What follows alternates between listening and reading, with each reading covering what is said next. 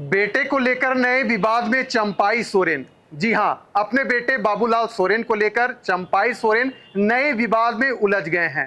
Bharatiya Janata party के अंदर ही इस बात की चर्चा हो रही है कि चंपाई सोरेन अपने बेटे बाबूलाल सोरेन को पोटका विधानसभा क्षेत्र से चुनाव लड़ाना चाहते हैं और यही विवाद का कारण बन चुका है। हमारे सहयोगी निरंजन जी, उदय जी और अक्षय जी इस चर्चा में हमारे साथ मौजूद हैं।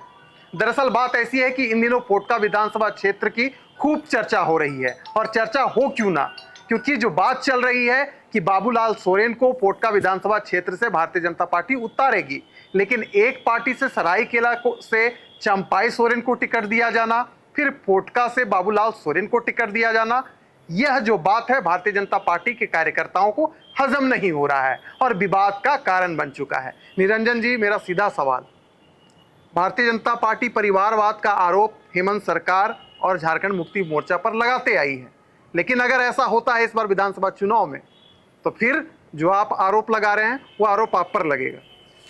विशाल, अभी आप जिस वक्त हम लोग बातचीत कर रहे हैं जी, झारखंड की राजनीति एक बार फिर से गर्मा गई है और इस बार जो चर्चा का विषय है वह यह है कि चंपाई सोरेन जो झारखंड के पूर्व मुख्यमंत्री हैं जी, वो अपने बेटे बाबूलाल सोरेन को पोटका विधानसभा से चुनाव लड़ाना चाहते हैं जी, और भारतीय जनता पार्टी जो अपने आप को हमेशा से परिवारवाद से ऊपर की पार्टी बताती है, हालांकि भारतीय जनता पार्टी परिवारवाद से अछूता नहीं है। बिल्कुल, ऐसे कई उदाहरण इस पार्टी में भी हैं जिनके पिताजी पूर्व में विधायक रहे, मंत्री रहे, सांसद रहे, उनके बेटा भी जो है वो विधायक हैं, सांसद है, तो ये कोई नई बात नहीं है जी। लेकिन वर्तमान समय में इसलिए चंपाई सोरेन चर्चा का विषय बने हुए हैं जी, क्योंकि चंपाई सोरेन कोल्हान के टाइगर के तौर पर जाने जाते हैं और जिस विधानसभा से अपना बेटा बाबूलाल सोरेन को चुनाव लड़ाना चाहते हैं जी, वहां से मेनका सरदार जो है वो पूर्व में भाजपा की विधायक रही हैं जी, और उनको 2 बार उत्कृष्ट विधायक का भी सम्मान उनको मिला है। जी। ऐसे में उनके जो कार्यकर्ता हैं, वहां के जो कार्यकर्ता हैं वो इस बात को लेकर के विवाद खड़ा कर दिए हैं, सवाल खड़ा कर रहे हैं जी। कि आखिरकार भारतीय जनता पार्टी किस पद्धति को जो है झारखंड प्रदेश में लाना चाहती है। जी। क्या अपने वादों को, अपनी बातों को भारतीय जनता पार्टी भुला गई है क्या? क्योंकि हमेशा से भारतीय जनता पार्टी झारखंड मुक्ति मोर्चा इंडिया गठबंधन के ऊपर जो है वह परिवारवाद का आरोप लगाते रही है। अगर इस बार पोटका से बाबूलाल सोरेन को भारतीय जनता पार्टी चुनाव लड़ाती टिकट देती है, क्योंकि कहीं ना कहीं जब चंपाई सोरेन झामुमो को छोड़ करके भाजपा में गए तो यह तमाम चीजें उस बात कही जा रही थी कि चंपाई सोरेन सरायकेला से लड़ेंगे और अपने बेटा को भी किसी विधानसभा से चुनाव लड़ाएंगे। अब देखिए धीरे धीरे जो है तस्वीरें क्लियर हो रही है और यह स्पष्ट होने लगा है कि पोटका विधानसभा से चुनाव लड़ेंगे। ऐसे में पोटका विधानसभा में जो है वह विवाद का स्वर जो है वह तेज होने लगा है। विशाल, अक्षय जी, मेरा सवाल रहेगा कि चंपाई सोरेन इसी उद्देश्य के साथ भारतीय जनता पार्टी का दामन थामे थे। पहले कह रहे थे कि भाजपा में हम नहीं जाएंगे, ये झूठ का अफवाह फैल रहा है, लेकिन हमने तस्वीरों को देखा कि किस प्रकार चंपाई सोरेन और उनके बेटे अमित शाह से मुलाकात करते हैं, फिर भारतीय जनता पार्टी में शामिल हो जाते हैं। अब जो कोल्हान से जो खबरें आ रही है कि चंपाई सोरेन अपने बेटे को भी अपने साथ साथ में प्रोजेक्ट कर रहे हैं। हालांकि उम्मीदवारों की घोषणा नहीं हुई है, लेकिन सूत्र यही कह रहे हैं कि दोनों को टिकट इस बार मिल सकता है।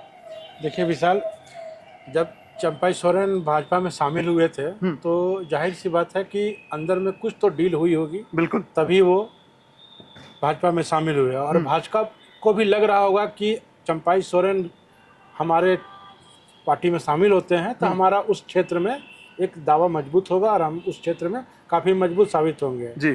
और जब वो ज्वाइन कर रहे थे तो अटकलें लगाई जा रही थी कि चंपाई सोरेन किसी न किसी तरह अपने बेटे को प्रोजेक्ट करना चाहते हैं और भी बीजेपी की ओर से टिकट के दावा ठोक सकते हैं और वो बातें अभी आ रही हैं, जैसा आपने बताया, सूत्र भी बता रहे हैं कि चंपाई सोरेन अपने भी टिकट चाह रहे हैं और अपने बेटे को भी प्रोजेक्ट करना चाहते हैं बीजेपी में। फिलहाल अभी देखने की बात है क्योंकि जब तक नाम नहीं आएंगे, लेकिन रायशुमारी तो हो चुकी है और दावे भी किए जा सकते हैं। फिलहाल इंतजार का ही करना होगा हमें। उदय जी, 2009 में जो मेनका सरदार है चुनाव जीतकर वहां से आती है। 2014 में वो चुनाव जीतती है, 2019 में वह हार जाती है, लेकिन 2024 में वह इंतजार कर रही थी और लगातार जन प्रचार कर रही थी। गांव में जाती थी, सबसे मिलना जुलना उनका लगा रहता था। लेकिन अचानक चंपाई सोरेन की एंट्री होती है, उनके बेटे की एंट्री होती है और खबरों की दुनिया में सुगबुगाहट तेज हो जाती है कि उनके हाथों से पोटका निकल जाएगा। उपेंद्र नाथ जो सरदार हैं, वो भी लगातार प्रयास कर रहे हैं भारतीय जनता पार्टी की ओर से कि हमें यहाँ से टिकट मिले। यानी जो पुराने कार्यकर्ता हैं वो चाह रहे हैं कि हमें टिकट मिले। लेकिन अगर कुछ ऐसा होता है, क्योंकि चुनाव समिति की बैठक होनी है भारतीय जनता पार्टी प्रदेश कार्यालय में, क्या जानकारी है इस पर आपको? देखिए, भाजपा का जो रणनीति है वो हर सीट पर 2, 3, 4 उम्मीदवारों का, ऐसे उम्मीदवारों का लिस्ट तैयार करती है जो जिताऊ हो। और ये भाजपा अपने स्तर से तो फीडबैक लेती ही है और कई एजेंसियों के माध्यम से भी फीडबैक लेती है जी। अपना पूरा सिस्टम वो इसमें इन्वॉल्व करती है ताकि वो समझ सके कि हर एक सीट पे, जितने भी 81 सीट हैं झारखंड में, हर सीट पे कौन उम्मीदवार जीत सकता है। जी। तो पूरा संभावना तलाश करती है। जहाँ तक सवाल बाबूलाल सोरेन के चुनाव लड़ने पर है, जी। तो अभी कुछ तय हुआ नहीं है, लेकिन इतना निश्चित है कि भाजपा ने अगर चंपई सोरेन को अपनी पार्टी में लिया है तो जरूर कुछ न कुछ उसमें निर्णय लिया होगा। और रहा सवाल चंपई सोरेन के बेटे के वहाँ से चुनाव लड़ने पे और वहाँ जो क्षेत्र है पोटका, वहाँ भाजपा कार्यकर्ताओं का रोष व्यक्त करने का, तो ये पूरा जो मामला है पार्टी अपने लोगों से, अपने वहाँ के बड़े नेताओं से भी मंथन और इस पर विचार कर रही है। इसमें कोई दो राय नहीं है। लेकिन चूंकि चंपई सोरेन उस इलाके के बड़े नेता हैं, कद्दावर नेता हैं, तो उनका अपना प्रभाव रहेगा भी।